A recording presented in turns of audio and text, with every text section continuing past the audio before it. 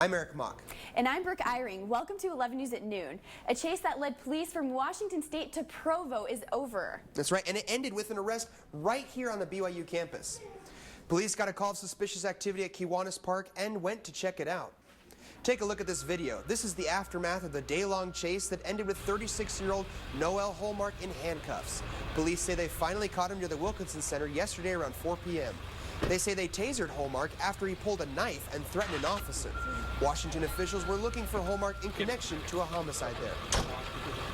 A Utah family says they're finally getting some closure today after police found the body of their missing relative.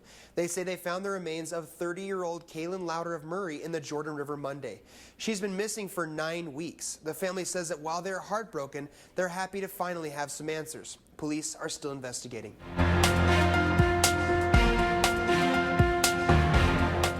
A right-to-die advocate ends her life in Oregon. The manhunt for a Pennsylvania cop killer comes to an end, and a daredevil walks between Chicago's skyscrapers. Here's a look at your news from across the nation. Right-to-die advocate Brittany Maynard ended her life yesterday with loved ones by her side. The 29-year-old found out she had terminal brain cancer just 1 year after getting married. She and her new husband moved from California to Oregon, where Maynard could die under the Death with Dignity Act. Maynard's journey went viral as she spoke about dying on her own terms. The manhunt for suspected killer Eric Frayne is over after his arrest in Pennsylvania. Police say he killed a state trooper in September. They arrested Frayne after weeks of searching the woods for the suspected killer. The trooper's family says they're relieved the hunt is over. Frayne faces first-degree murder charges and could get the death penalty. And if you're scared of heights, this story may not be for you. Daredevil Nick Wallenda took his high-wire act to Chicago, performing 2 terrifying tightrope walks between skyscrapers. And if being nearly 700 feet off the ground wasn't enough, he performed both walks with no tether and even did one walk blindfolded.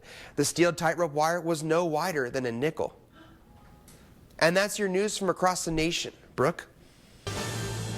Black Friday, how the shopping this year started earlier than ever, and what links people are going to for the best deals.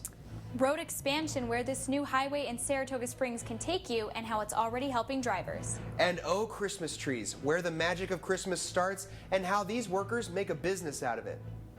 I'm ewmock. And I'm Madeline Richards. Welcome to 11 News at Noon.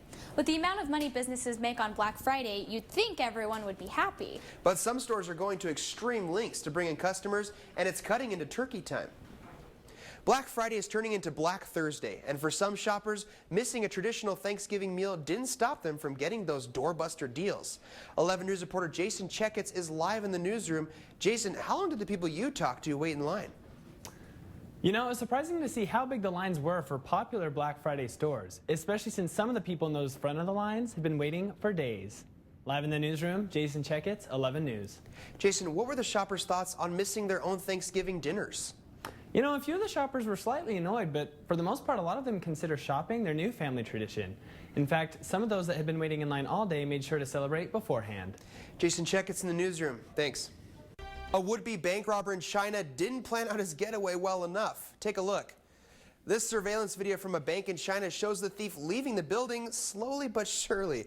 Officials say he had a fake gun and took about 1.7 million yuan. That's close to $288,000. But all the cash was just too heavy. Police easily caught the robber as he struggled to lift the bag onto his bike, trying to make his escape. I guess trying to leave on a bike isn't the best idea for a bank robber. Yeah, that was his first mistake. Yeah. Bring a pickup truck at least. Yeah. Right, Dave? You know, Or a sports car. I gotta say, I just hate it when all my money is too heavy to carry in a bag. Oh, yeah. I'm sure it happens to you a lot, Oh right? yeah, absolutely. Us sports anchors, we've got it going. Right. That's your 11 News at noon for Wednesday, December 3rd. For more information on our stories or to share them with your friends, check out our website at 11news.byu.edu. Thanks for joining us. Merry Christmas and have a Happy New Year.